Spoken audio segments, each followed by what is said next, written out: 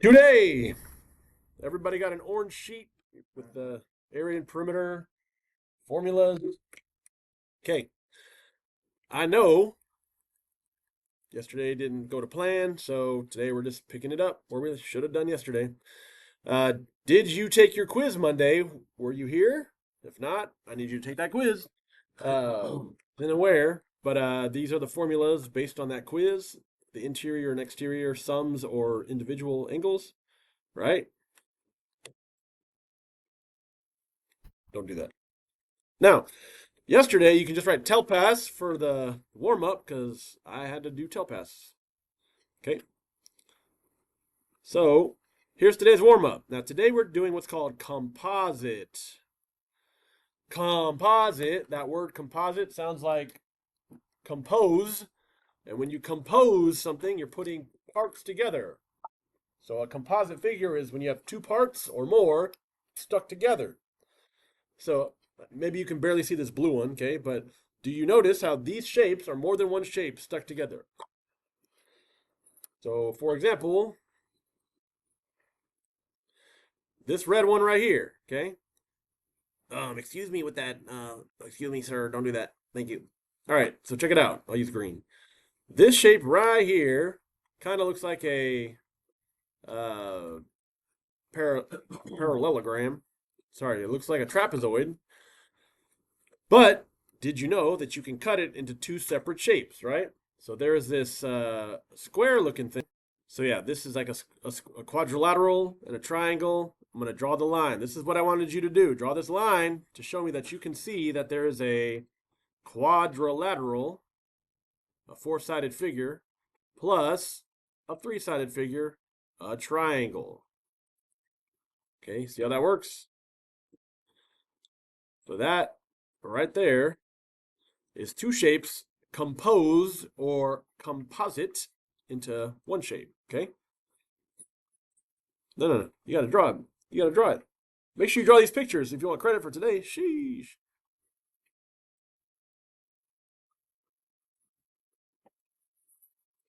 What is that?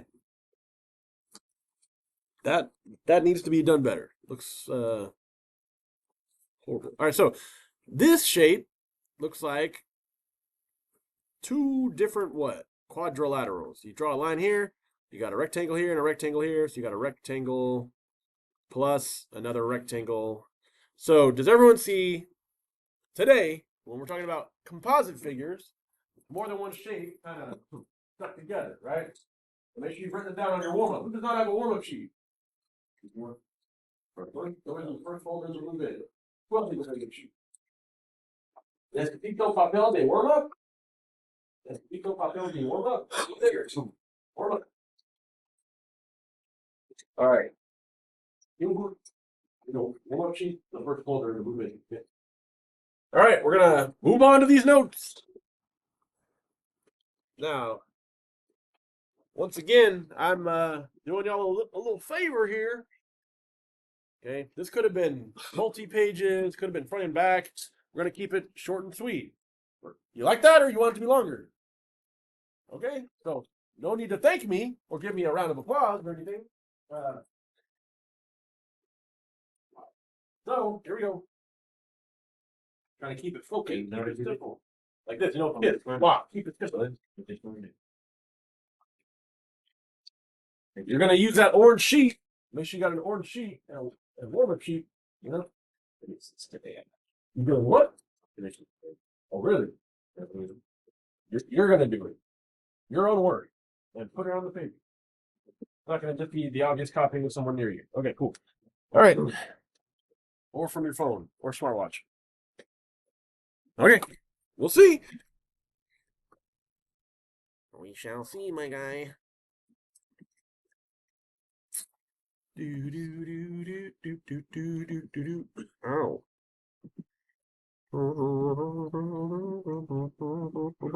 Ow.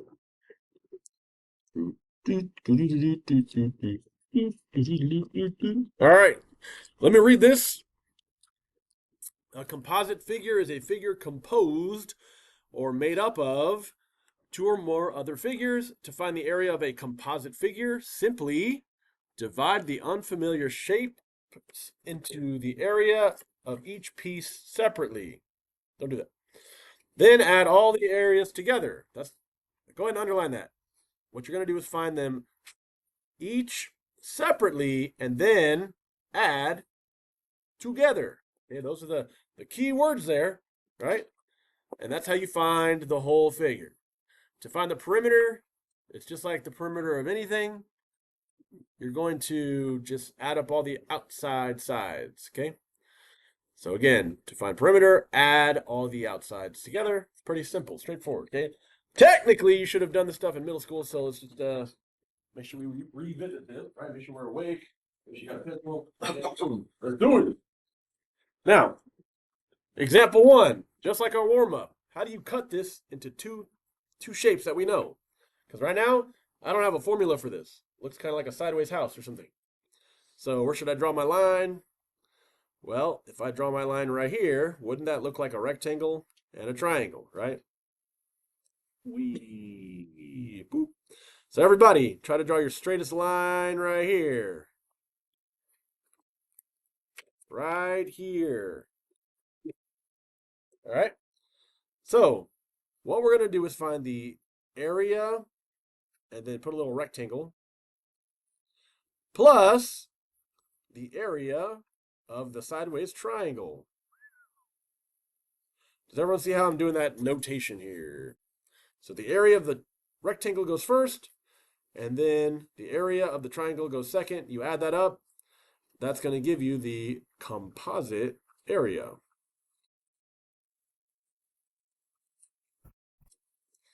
Okay. Now, bless you. Now, does everyone have their formula chart? What did you say? Now, look. Y'all see this formula chart? There we go. My guy. There we go. All right. Yours has an orange background. Everyone's got an orange formula chart. So you're going to use this whenever you're like, how do I find each piece? Use this. It's all on here. I'm letting you use it. Okay? So let's talk about a rectangle. This rectangular shape. We got a base times height, right? Or length times width. Now here's the trick, or here's what you don't want to be tricked with. The bottom of this rectangle is not 24. I see 24 here, right? 24 is the whole way across. But if I want to know just this piece, well, this matches the opposite, which is what? 16. Now, actually put 2 tick marks there because it's different than these, okay? And then for a rectangle, these opposite sides are also congruent. 12, so this has to be 12. Okay, we're labeling things together right now, right? And then if you see 1 tick mark is 10, what's the other 1 tick mark? It is 10. Good job. Wow, I'm so proud of you. Now, there's one last little piece of information we need, okay? I want you to think sideways here. If you tilt your head sideways, what is the distance straight over this way? Okay. I'll tell you it's not 10. If I can draw sideways, apparently I can't. There we go. So this little length, is this 10? No, the diagonal is 10. Okay. Does anyone have any idea how I can figure out this little piece right here? Good. You take the whole total, 24, take away the little piece you know, 16, and that'll give you this little piece right here. So 24 minus 16, mental math, or Desmos, gives you 8. Okay? I'm not making it up. I'm using the things that are given to find the missing piece, which usually is the whole minus the part, gives you the missing part. Okay, now that everything's labeled, I should be able to find the area of a rectangle. So, area of a rectangle is base times height of the rectangle. Okay. And then the area of a triangle. Somebody help me out here on your orange sheet. What is the area of a triangle formula? Is it base times height? Yeah. Well, 1, 2, 3 Here's my triangles. It doesn't say BH. It says BH divided by 2. Does everyone know where you're looking on this formula chart? Okay. So the most common error is people doing triangles wrong. Don't do that. It's base times height divided by 2 of the triangle. Okay, I'm putting these little symbols so I know what I'm talking about. Okay, let's do the base times the height of the rectangle. The base of the rectangle is not 24, it is 16. What's the height of the rectangle? Of the rectangle. 12, right? So we're just thinking rectangle. The base is 16, the height is 12. So it's 16 times 12 for the rectangle. Okay, so that's one thing. I'm going to put that in parentheses. Plus, now what I need to do is do base times height divided by 2 of the triangle. So I'm not going to use the rectangle anymore. Now I'm going to look at this triangle. But this is very important. This triangle is sideways. When you're thinking of the base and the height, it's pointing a different direction. You have to look like your head like this. Okay, you gotta look sideways or rotate your paper. Okay, the base of the triangle, since it's sideways, is right here. This is my base. Okay, so my base is 12 times, now the height of the triangle is going this way. Again, it's sideways because it's a sideways triangle. From the base to the vertex, it's not 10. The height has to be 8. 12 times 8 divided by 2. We cannot forget to divide by 2 for a triangle. Okay. Now, let's do some desmosing. 16 times 12.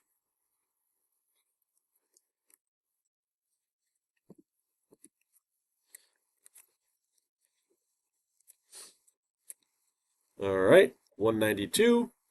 And then 12 times 8 divided by 2. So I got 192, 16 times 12. I got 48 for my triangle because I didn't forget to divide by 2. And now my last step. Add the rectangle plus the triangle. That's composite. And you should get 240. What are my units of measure? Y'all see it's measured in centimeters. Is it squared or no? What do y'all think?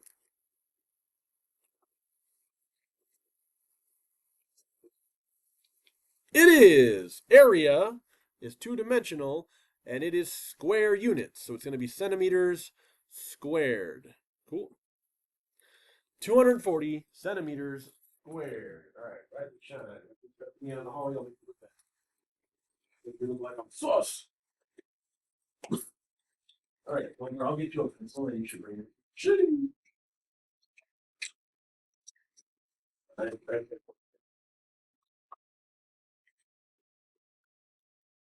Okay, questions on this? That is my area. So again, that don't put that on P, put that on A. Okay, 240 centimeters squared. Now, perimeter should be easier. Do we all know that perimeter means you add up all the outside sides? Okay, so the outside sides, let's go along the edge here, starting at the top. P equals 16, 12, 16, 10, and 10. There's 5 sides, there's 5 numbers.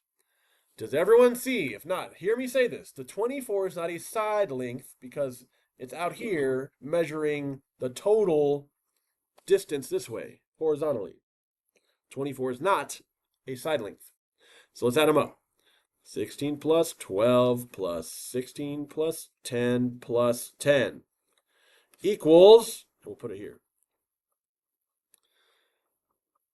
28, 34, 44, 54. 54 what? Centimeters.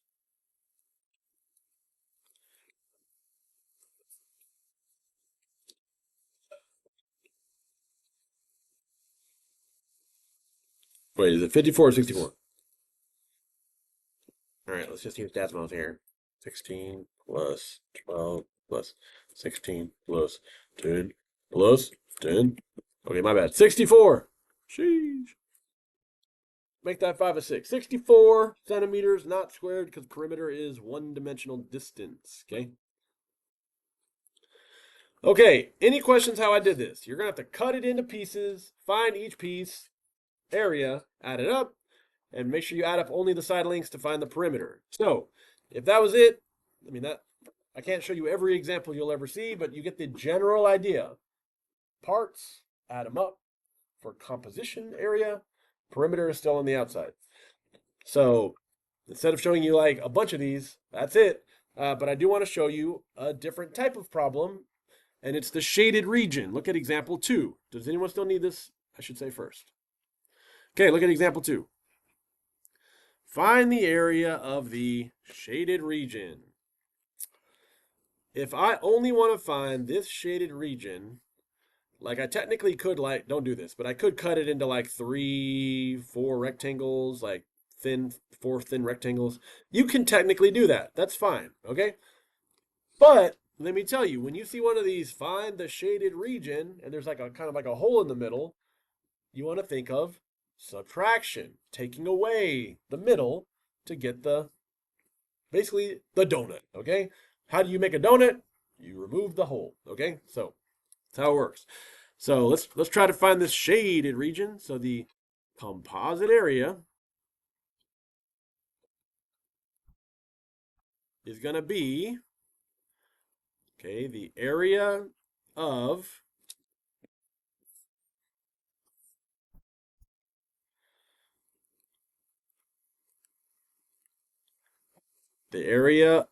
the big minus the area of the small, or the area of the out minus the area of the in, however you want to think about it, okay?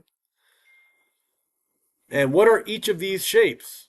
They're rectangles, which, like we did in example 1, rectangle is base times height, right?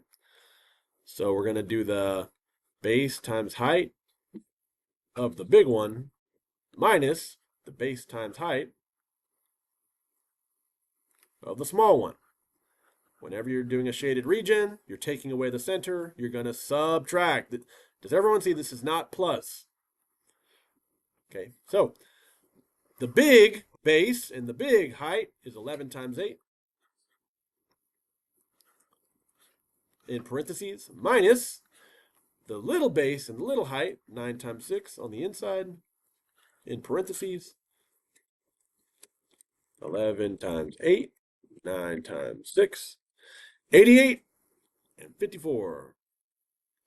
So 88 minus 54 is 34. Units of measure are inches.